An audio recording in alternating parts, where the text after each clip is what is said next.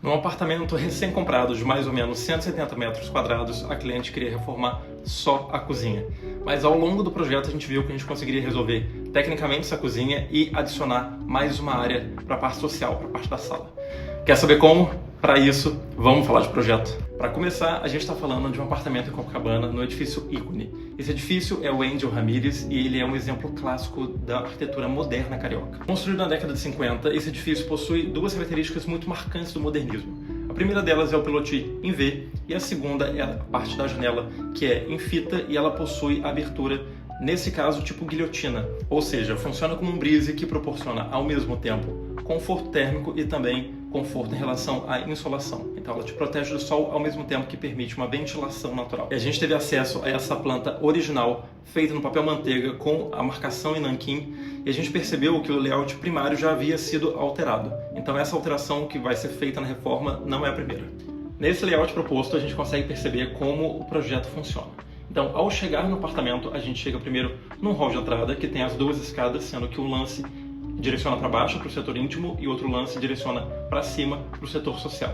Então, ao chegar nesse setor social, a gente chega primeiro na parte da sala de estar, que foi pensada inclusive para ser um ponto de acolhimento, mas quando você chega nessa sala de estar, você percebe que todo o ambiente é integrado, não existem divisórias físicas. A gente consegue justamente delimitar todo esse espaço apenas com layout muito bem amarrado.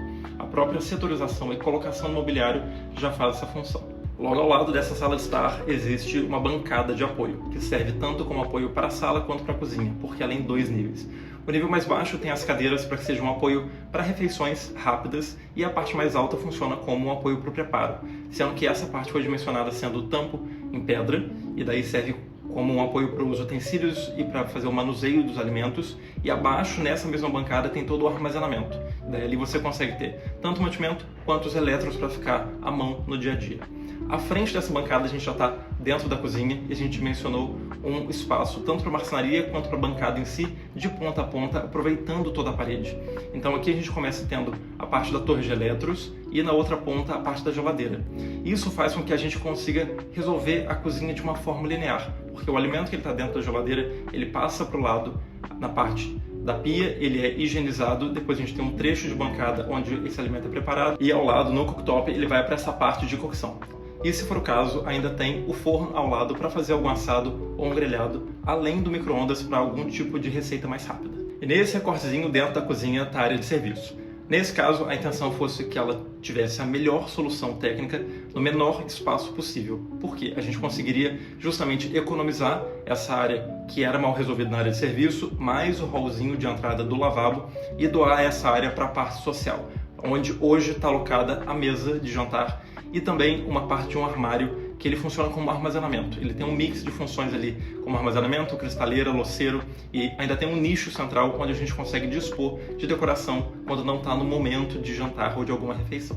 Voltando para a área de serviço, a gente conseguiu resolver de uma forma simples. A gente tem um armário onde a gente consegue armazenar tudo o que é necessário.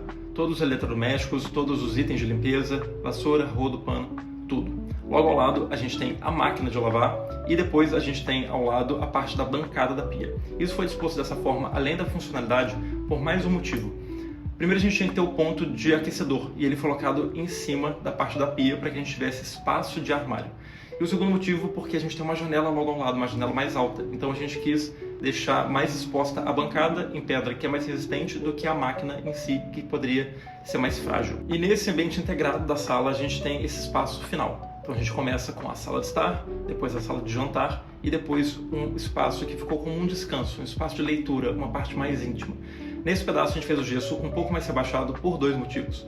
Primeiro que tinha uma viga, uma estrutura metálica ali que a gente não poderia mexer, e segundo que a gente percebeu que nessa parte mais íntima, mais aconchegante, seria melhor que o gesso fosse realmente mais rebaixado.